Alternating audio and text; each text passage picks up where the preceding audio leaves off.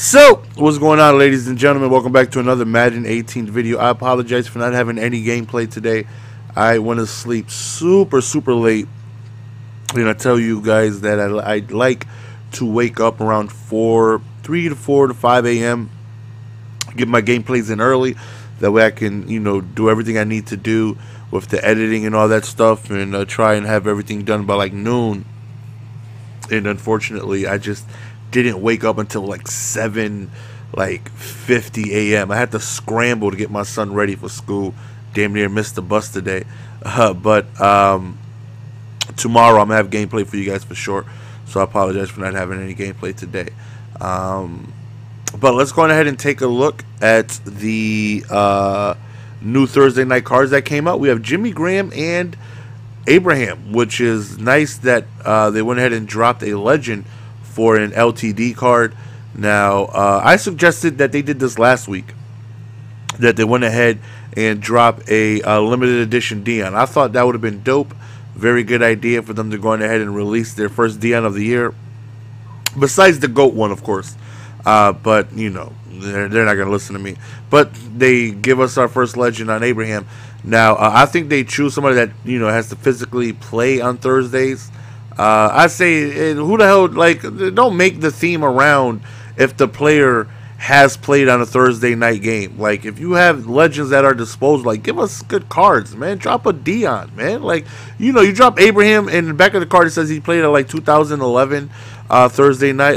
Who cares, man? They don't need to have played on Thursday night to make it a Thursday night promo. Stop it. All right, but let's go ahead and take a look. The cards look really good, though. We'll go to Thursday Night Football, and they're both 94 overall. So from here on out, every week they're going to be at least 94 overall. Jimmy Graham is looking at almost 800K, and this card looks phenomenal. First and foremost, man, the first thing I see is playmaker, and that is huge because tight ends are usually, at least for my offense, the closest receiver to the ball. I don't usually put my tight ends on deep routes. If I do, it's just a decoy to open up other routes. But I like to have my tight ends on drags, curls, in routes. It's something close to me. That's like my safety blanket. I want the big fella just really close to me. And because they usually don't have great speed to be able to get downfield really quickly.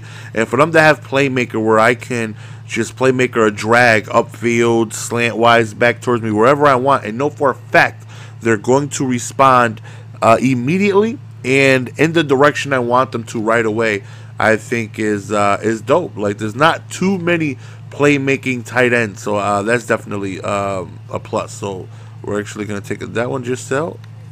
Well, the one for $775 just sold.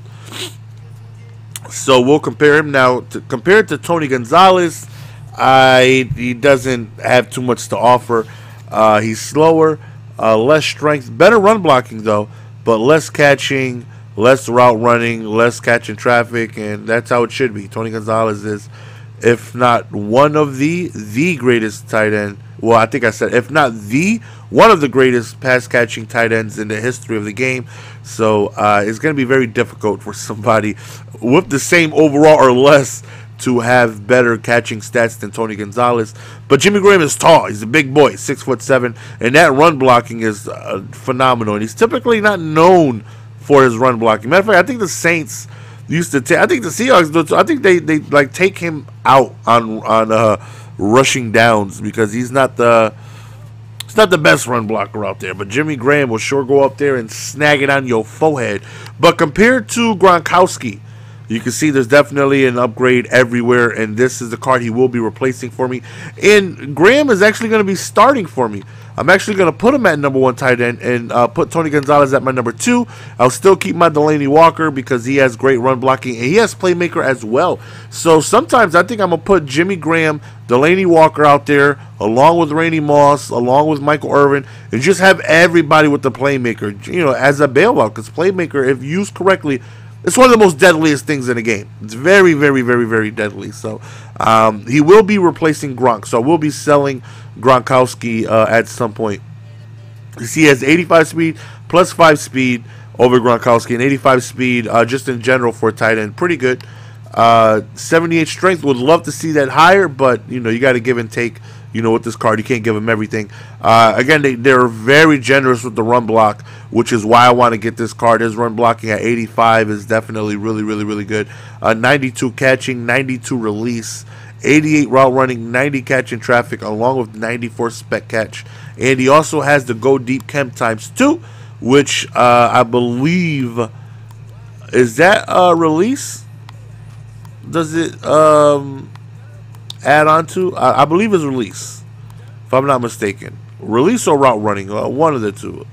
I'm not sure which one, but and then we have this Abraham right here.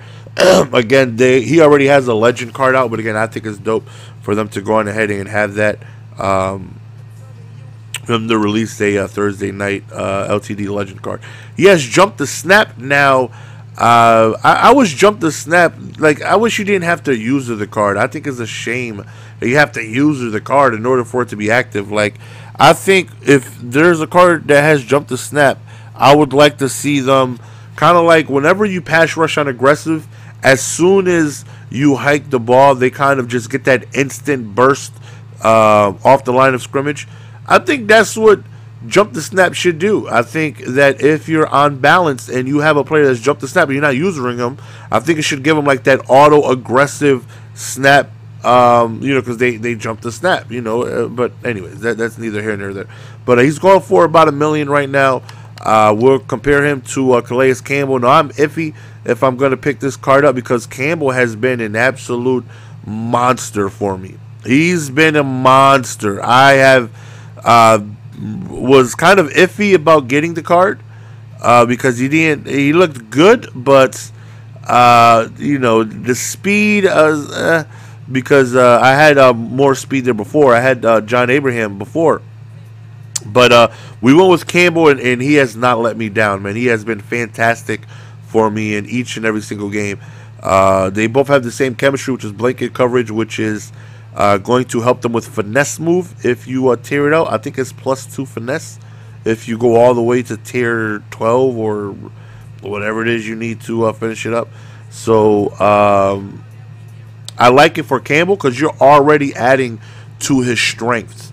You know, I would like cards to add. I like chemistries to add to a card's strength or their weakness. So that's kind of what Abraham card does. You know, it adds to his finesse move, brings it to an 88 or 87. I believe it's +2 though, if I'm not mistaken, but still, nonetheless, his block shed is high. Obviously, the big significant difference is his acceleration and his speed. I mean, he's fast as hell. 88 speed off that line of scrimmage is really fast, man. And a lot of people tend to have, you know, quarterbacks with mobility. You know, they definitely prefer to have an Aaron Rodgers or an Andrew Luck or I was going to say Sean Taylor for whatever reason. Russell Wilson, Vic Cunningham, you know, things of that nature. I mean, how many times have you ran into Dan Marino, let's be honest? But how many Aaron Rodgers have you run into? 88 speed, he's tracking any quarterback down. He's tracking them down. I love Calais Campbell, secure tackler. You don't think it comes in handy too often from a defensive lineman. You would think that it's more beneficiary from, you know, someone who is like a linebacker, and he is going to, you know, a linebacker would utilize that, you know, more because, you know, they're not blocked immediately as soon as the ball is hiked, you know. So I was kind of iffy about that too, but it works, you know, because his block shed is extremely high. So anytime he gets a block shed and they run towards him and he gets his hands on him, it's an auto tackle, right? I don't got to worry about, you know, like a spin out or like a tackle battle, or like if Calais Campbell gets his hands on you. Well, the tackle battle still may be a thing with secure tackle. I'm not sure. But for the most part, I just know when Campbell gets his hands on you, he makes the tackle. So I prefer his ability over jump the snap 1,000%. So I'm not really sure which one I want to go with.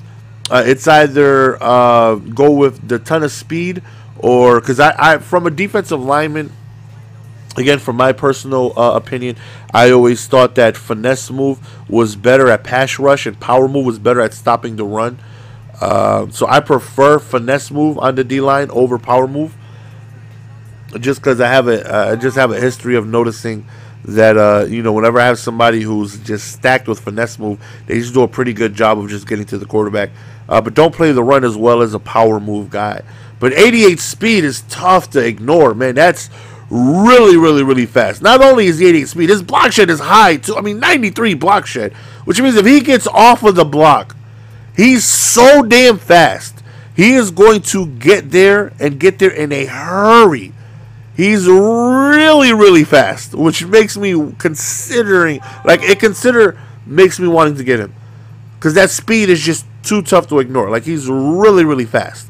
So again, anytime he gets off of the block, he's just going to take off, and I should be able to click on and hit a dive and get to a quarterback, where Calais Campbell, if he got off the same block, would have been 5 feet away, and the quarterback potentially would have got the pass over. Abraham is just going to get there so much faster with plus 13 speed and plus 8 acceleration. I love the fact that they brought out a legend for the Thursday night limited card. Again, I love that very, very, very much. So, but there hasn't been many out though. Usually, there's a bunch of them, out. I'm used to seeing about 6 or 7 of each of the offensive and defensive Thursday night legend. Today, because they're really good cards, of course, they just seem, well, let me not say that, because if, like, people are probably just somebody. Okay, I thought somebody bought a Graham for 1.15. But this one is cheaper. Why would they? Oh, okay, this doesn't buy out. It's a bid. Okay, I get it. I was wondering. I was like, what? Yeah, like, there's not too many on the auction block. If people put them, they're probably keeping them because the cards are really, really, really good. Let me know your thoughts and opinions on this, man. I definitely would love to know. I'm 100% getting Jimmy Graham. I'm, going to try and wait for the price to come down, obviously. I'm not going to spend $900K on him. And I'm not spending $1 million on Abraham because, the guys I have are already, good. I'm fine with keeping Campbell. I'm definitely going with Graham over Gronk at some point. But if Abraham doesn't reach a price that, I feel okay with, then I'm fine with Campbell because he has been phenomenal for me. But let me know your thoughts and opinions, man. It's your boy GS. We're going to go ahead and be signing out. Base.